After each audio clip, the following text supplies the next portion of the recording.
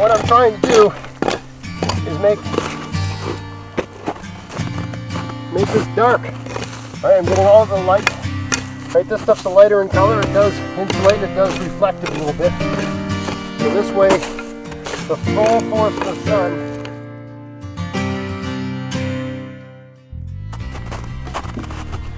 Hey, it's Greg here with MaritimeGardening.com, and it's around the last week of February, and I have a bit, and I want to get some planting going.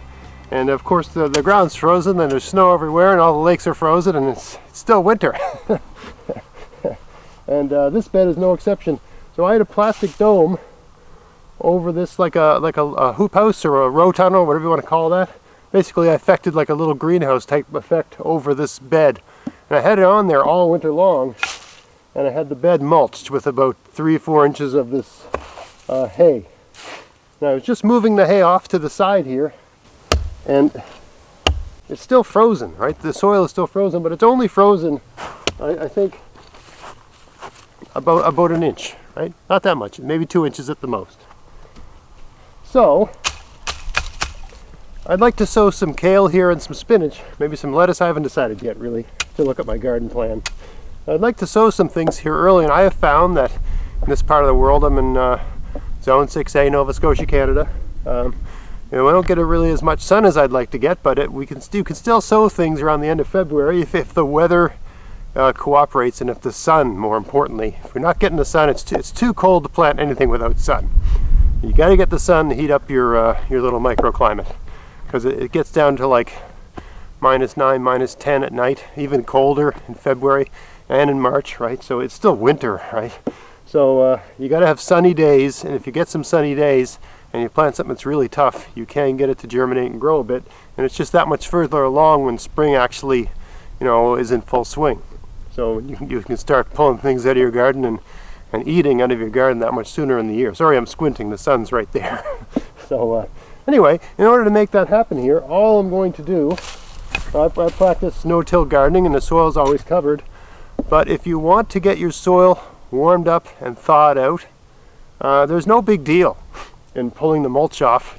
I'm just pushing it aside here, really, for a few weeks, just to let the sun hit that soil. And I've tried different techniques. I've tried putting black garbage bags and stuff like that. And I have found in my experience, nothing heats the soil up better than just letting the sun hit the soil with a microclimate affected over that soil.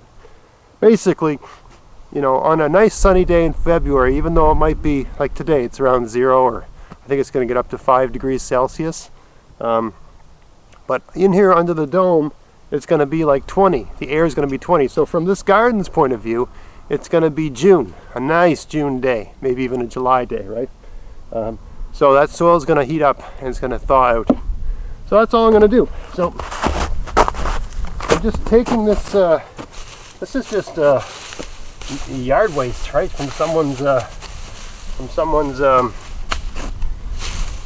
trash. Someone put this at the end of their driveway and I grabbed it, right, in a bag. So I'm just going to move this all around the side, and that'll insulate the outer edge. Right, the coldest part of these beds when you have a low tunnel over them is the sides. So I'm going to move this stuff. I'm not even going to bother trying to plant stuff on the sides. I'm going to move this stuff off to the side, treating it just like insulation, like your R12 or R20 or whatever you want to, however you insulate your home, right? Moving this stuff aside, like that.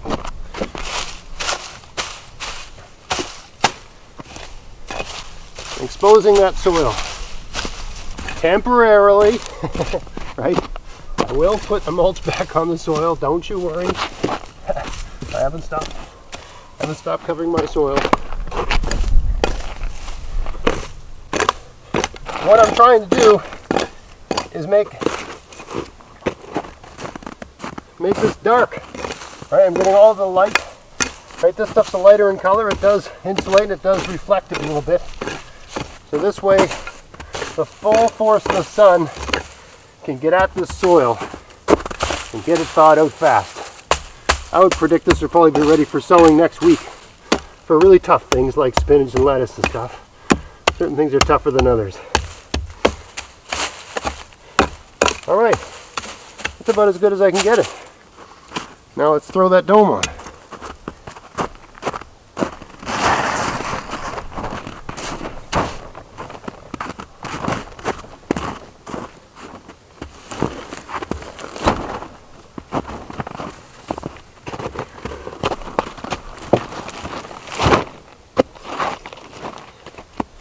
It's just sitting nicely on that bed of hay. Let's keep this from going down. There we go. I like to have the edge of these low profile a little bit. That's a good seal. I'll just stuff some of this stuff in here.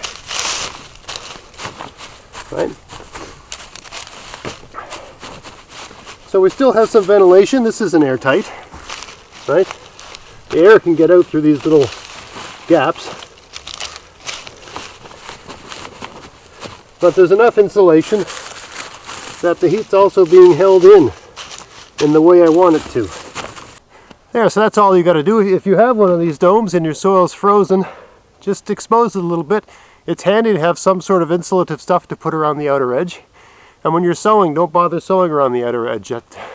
The outer sort of 10 inches near the sides of your beds will just be so much colder than the rest of the soil. You want to basically have a row that's about a foot from the edge going all the way down. Maybe 3 rows like that. That's where you want to do your growing. I'll do videos, I'll do follow-up videos on that. Assuming we have a half decent week in terms of sunlight, I expect this bed to be ready for sowing next week in 7 days. So we'll see how that goes. Anyway, I hope you found that interesting. If you did, please like, share, subscribe. Check out my podcast, maritimegardening.com. Don't forget to click the bell. And until next time, get out there, get at it, have fun in your garden. Thanks for watching.